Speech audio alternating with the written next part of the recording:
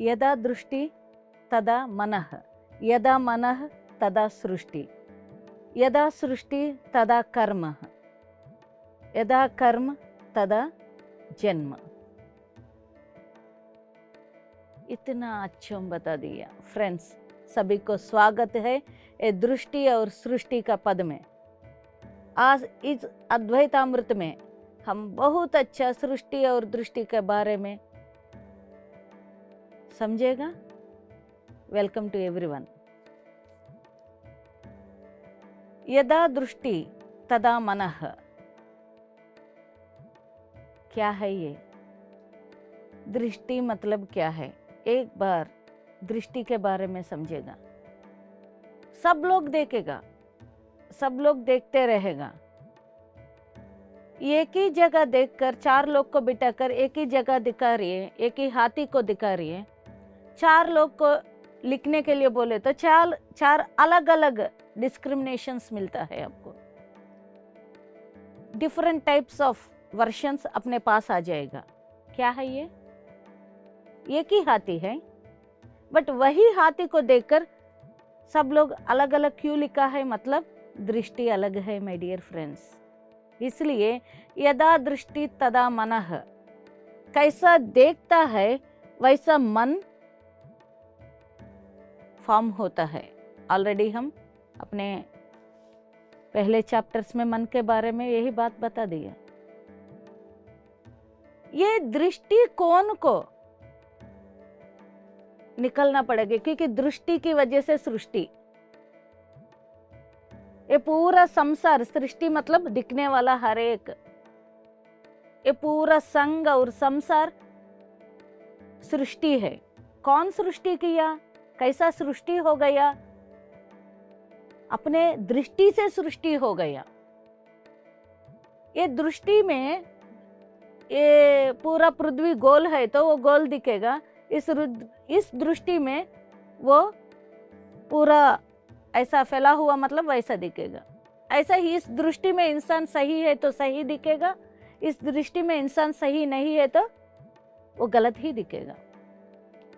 सच्ची में वो वैसा है मतलब किसी को नहीं मालूम, बट अपना दृष्टि सही नहीं, अपना दृष्टि सही है, बस इतना तो मालूम रहता है। इसलिए पूरा वेद, उपनिषद और परम गुरु मंडली लोग क्या बता दिया? सृष्टि को बदलना है तो दृष्टि को बदलो। यदि आपका सृष्टि अद्भुत रहना है तो अपना दृष्टि को भी अद्भुत करो। यदि इस सृष्टि में आपको सही नहीं लग रहे, इस सृष्टि पूरा गलत दिख रहा, मतलब आपका दृष्टि में भी गलत है।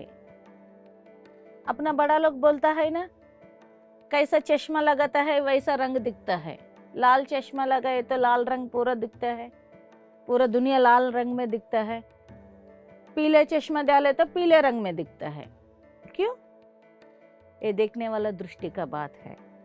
यही दृष्टि के बारे में हमको डॉन युवान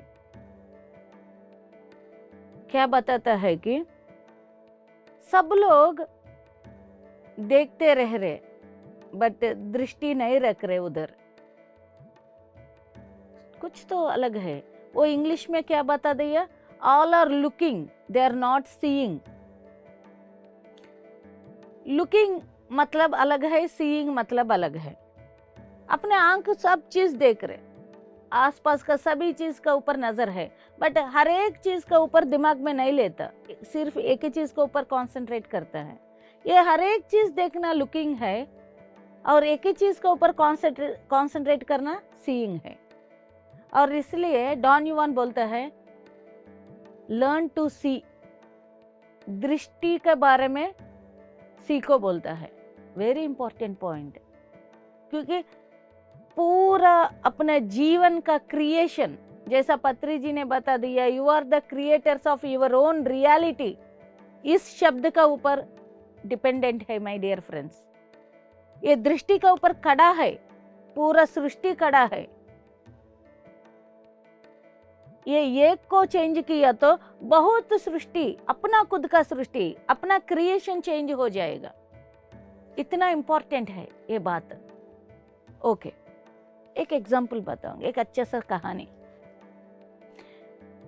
एक दिन कृष्ण भगवान ने धर्मराज को और दुर्योधन को, दोनों को बुलाया। बुलाकर बोला है, क्योंकि रिश्तेदार है, दोनों को बुलाकर आप दोनों में काम करना है मुझको। हाँ, क्या बता दो कृष्णा। तो कृष्ण जी ने बोला है, आप दोनों पूरा दुनिया ढूंढकर एक अच्छा इंसान को, धर्मराज को बोला है आप एक बुरा इंसान को लाना है, और दुर्योधन को बता दिया आप एक अच्छा इंसान को लाना, बस 2 इंसान चाहिए मुझको, आप जाकर ढूंढ कर लाओ, पूरा घूमो। ये दोनों चला गए, पूरा ढूंढ कर आ गया। 1 महीने के बाद फिर वापस आकर कृष्ण भगवान के पास दोनों खाली हाथ खड़ा है। क्यों खाली हाथ खड़ा है? उन दोनों का टास्क क्या है?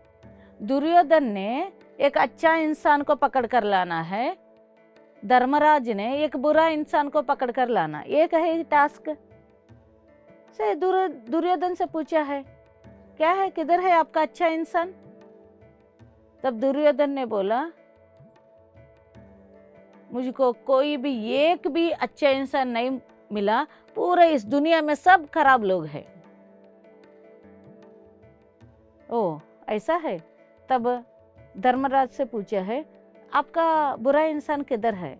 तो धर्मराज ने बोला है, अरे कृष्ण जी, मुझको पूरा दुनिया घुमा हूँ, बट मुझको एक भी आदमी इतना बुरा नहीं लगा, वो बुरा लोग बिल्कुल नहीं है, सब लोग अच्छा है, तो क्या करो?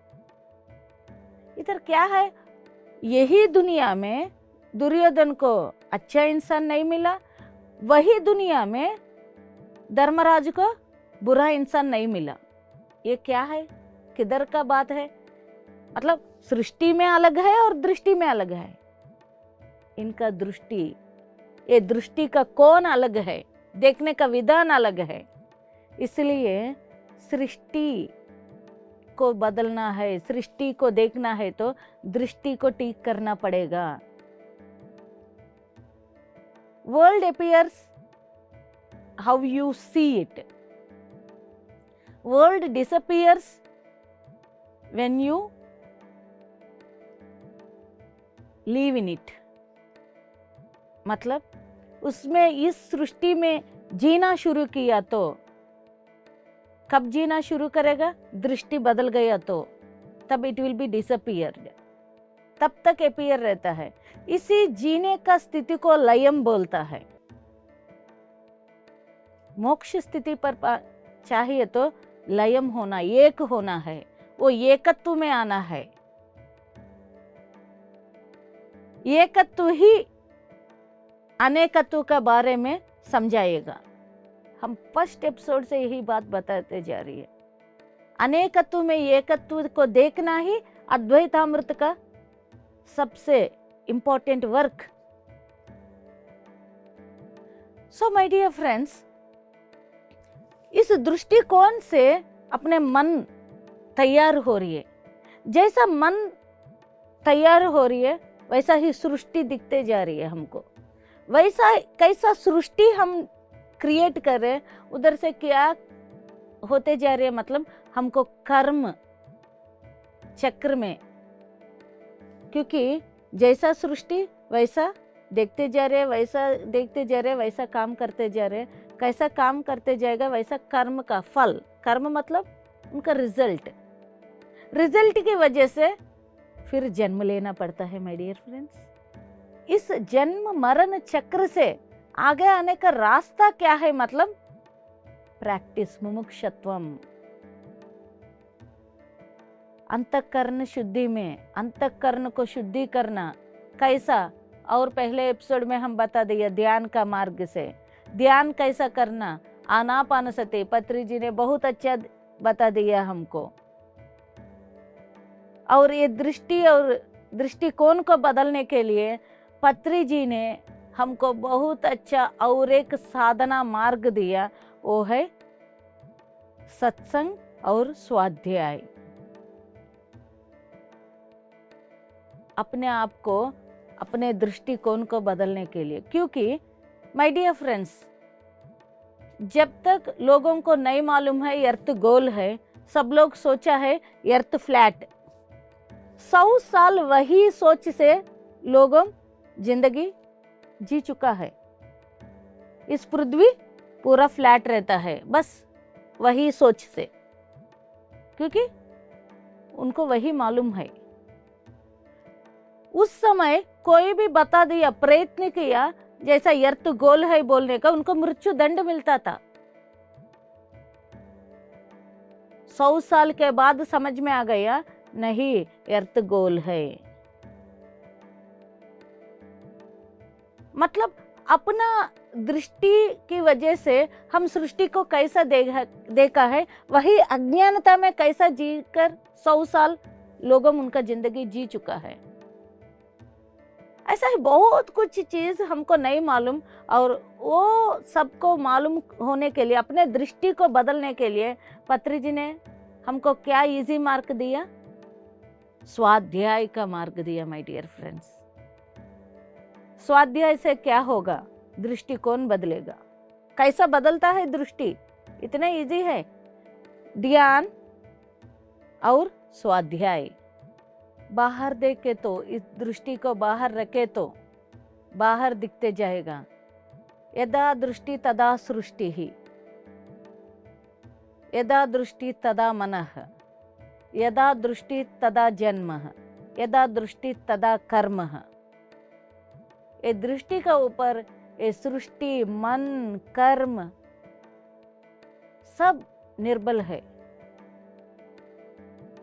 इसलिए रमन महर्षि बोलता है, सृष्टि में लोप नहीं है, कुछ भी चीज दृष्टि को बदलो।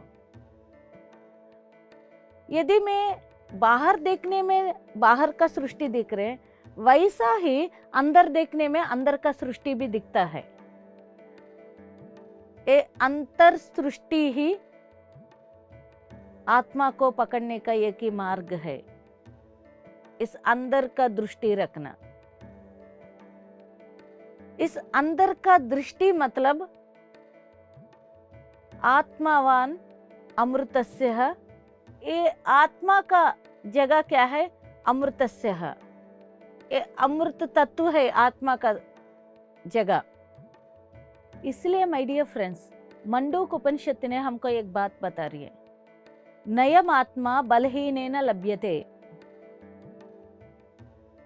कोई भी व्यक्ति बलहीन है तो, कमजोर है तो उसको आत्मा, वो लोग आत्मा को नहीं पकड़ पाएगा। नयम आत्मा बलहीनेन लभ्यते। धीरवान आत्मा तक अमृतस्य। मतलब किसको वो धीरत्व रहता है, वो ही आत्मवान, आत्मा से रहकर अमृतस्य, इस अमृत तत्व को ले सकता है, अद्वैत अमृत का ले सकता है। कौन कमजोर रहता है, दृष्टि में कौन ठीक नहीं है, वो इस आत्मा तक पहुंचना मुश्किल है, बता रहे मंडूक उपनिषद। तब क्या करना है माय डियर फ्रेंड्स? अपने दृष्टि को बदलना ही पड़ेगा। यदि ये दृष्टि को बदलना है तो और कुछ प्रैक्टिस करना पड़ता है। एक दृष्टि ही सृष्टि है, समझ में आ गया। दूसरा क्या है? मतलब श्रद्धा, वेरी इंपॉर्टेंट। हर एक पॉइंट इंपॉर्टेंट है। हम क्या कर रहे? इस अद्वैतामृत का माध्यम से उपनिषदों का, वेदों का बहुत अच्छा शब्दों, मूल तत्व को हम सरल भाषा में लाकर अद्वैतामृत में रख दिया। नेक्स्ट पॉइंट क्या है? मतलब श्रद्धा। श्रद्धावान लभते मोक्षम। किस व्यक्ति के पास श्रद्धा रहता है, उसी को मोक्ष का पद मिलेगा। श्रद्धावान लभते मोक्षम, वेरी इंपॉर्टेंट पॉइंट। इतना सब कुछ मालूम होकर भी उधर हमारा श्रद्धा नहीं है तो क्या होता है? कैसा मिलेगा ये सब? इतना ज्ञान को पाने के लिए हमारे पास श्रद्धा रहना है। ये बाहर मिलने वाला चीज नहीं है दोस्तों, इंटरनल वर्क है। अद्वैत पद तक जाना है तो इंटरनल वर्क डेवलप करना पड़ता है, हर एक पॉइंट को डेवलप करना पड़ता है। देखेगा श्रद्धा क्या है, मतलब क्या है? श्रद्धावान लभते मोक्ष, मतलब किसके पास श्रद्धा रहता है उसी को मोक्ष प्राप्त होता है। क्लियर? जनक महाराज ने जब अष्टावक्र को मिला है, फर्स्ट क्वेश्चन क्या है जनक महाराज का? मुझको मोक्ष चाहिए, मुझको मोक्ष के बारे में बता दो, how to achieve that moksha. तब अष्टावक्र क्या किया? मोक्ष के बारे में बताना नहीं, मैं दिखा दूंगी, आओ बोलकर जनक महाराज को लेकर गया। किधर लेकर गया? जस्ट बाहर, राज्य का बाहर लेकर एक घोड़ा को लाने के लिए बता दिया। वो घोड़ा वाला घोड़ा लाया है और अष्टावक्र गुरुजी ने बोला है, राजा आप घोड़ा के ऊपर चढ़ो। ठीक है। ऐसा घोड़ा के ऊपर एक पैर रखकर दूसरा पैर को दूसरा तरफ, घोड़े के दूसरा तरफ रखने के समय अष्टावक्र गुरुजी ने बोला रुको, ऐसा ही रुको। और रुक गया। दूसरा पैर दूसरा तरफ नहीं रखा, जस्ट ऊपर उठाकर रुक गया। तब अष्टावक्र ने बोला, राजा आपको कितना समय लगेगा वो मोक्ष के लिए, वो पैर को उधर रखने के लिए? मतलब 1 सेकंड, बस वो 1 सेकंड में मोक्ष प्राप्त होता है। मोक्ष के लिए इतना समय ऐसा कुछ भी नहीं। जैसा एक पैर घोड़ा के इस तरफ से दूसरा तरफ रखने में कितना समय लगता है, सिर्फ उतना ही समय लगता है मोक्ष को पाने के लिए। इतना आसान है, इतना इजी है। बट कब आपके पास श्रद्धा है तो। प्रैक्टिकल एग्जाम्पल दिया अष्टावक्र जी ने। आपके पास श्रद्धा है तो तब उतना आसान है। यदि आपके पास श्रद्धा नहीं है तो जन्म लगेगा, जन्मों से का साधना हो जाएगा। इसलिए कुछ भी पाना है तो श्रद्धा जरूरी है, और मोक्ष को पाने हैं तो भी श्रद्धा जरूरी है दोस्तों। ये श्रद्धा किधर से है? मतलब तैयार रहना, कभी भी तैयार रहना, क्योंकि श्रद्धावान लभते मोक्षं, किसको वो श्रद्धा रहता है उसी को मोक्ष प्राप्त रहता है। मोक्ष का बारे में समझ में आ जाएगा। और वो श्रद्धा कैसा कनेक्ट रहेगा हमको? Be ready, every time be ready. वो रेडीनेस को, वो तैयार रहना, हर समय तैयार रहना अपने आप को उधर तक पहुंचने के लिए, उस व्यक्ति को श्रद्धा साथ रहता है। यदि मैं हर समय रेडी नहीं हूं, क्या होता है मैडम? ये श्रद्धा नहीं है तो हमको क्या होता है? एक छोटा सा कहानी बताऊंगे। हम सबको तुकाराम मालूम है ना? बहुत अच्छा भक्त है वो। उनका हर एक काम में वो भगवान को साथ उच्चारण करते करते उनका हर एक काम, अच्छा कर्मयोगी है, अच्छा ज्ञान योगी है तुकाराम।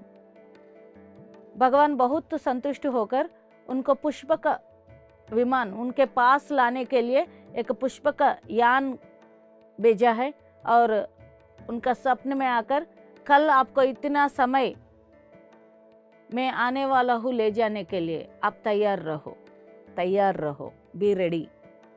तुकाराम बिल्कुल रेडी हो गया, और तुकाराम के साथ साथ उनका पत्नी को भी उठाकर, देखो कल भगवान हमको ले जाने के लिए आ रही है, आप पूरा तैयार रहो, हम जा रही है कल। तुकाराम का पत्नी भी बहुत खुशी हो गया तो खुशी हो गया। सो कल सुबह उठ गया, सब पूरा गांव फैल गया ये शब्द, सभी गांव का लोग भी ये देखने के लिए आया है, कितना बड़ा बात है ये, सब लोग आ गया। तब तुकाराम का वाइफ, तुकाराम से पत्नी भी आगे थोड़ा आकर उनको कुछ याद आ गया, अरे अरे मैं अभी आने वाला हूँ, आप रुको, मैं जाकर दरवाज़ा बंद नहीं किया, घर का दरवाज़ा बंद कर कर आऊँगा। फिर वापस चला गए, फिर चलकर फिर वो गाय को घास दिया, सब दिया, ये दरवाज़ा बंद करने में, ये सब करने में क्या हुआ, तुकाराम चला गए। और पुष्पक विमान किसी के लिए नहीं रुकता, भगवान आया है, वो चला गए। उनका पत्नी दौड़ दौड़ कर फिर वापस आने से चांस मिस हो गया। क्यों? Be ready.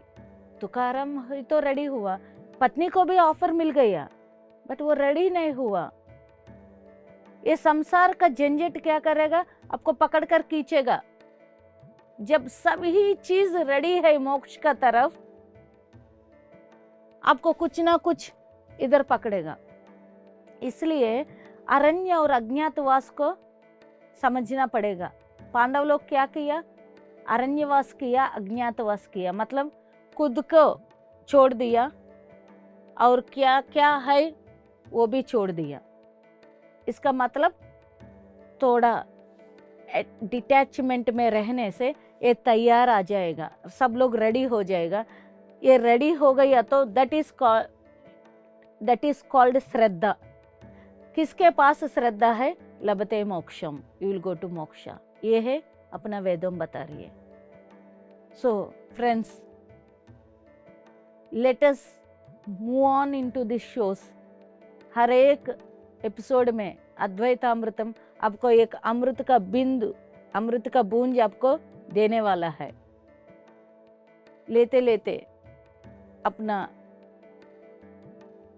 आप सबका, इसलिए माय डियर फ्रेंड्स, सब लोग पहला रेडी हो जाओ, क्योंकि किधर रेडी है उधर श्रद्धा रहता है, किधर श्रद्धा है मोक्ष, श्रद्धावान लभते मोक्षम। वेदम हमको यही बात बता रही है। फ्रेंड्स, ये एपिसोड्स में आप सब साथ आते रहो। हर एक एपिसोड में आपको इस अद्वैतामृत क्या देने वाला है, एक एक अमृत का बूंज देने वाला है, हमको उस अमृतत्व का ओर ले जाने वाला है। Let us all move. Thank you very much.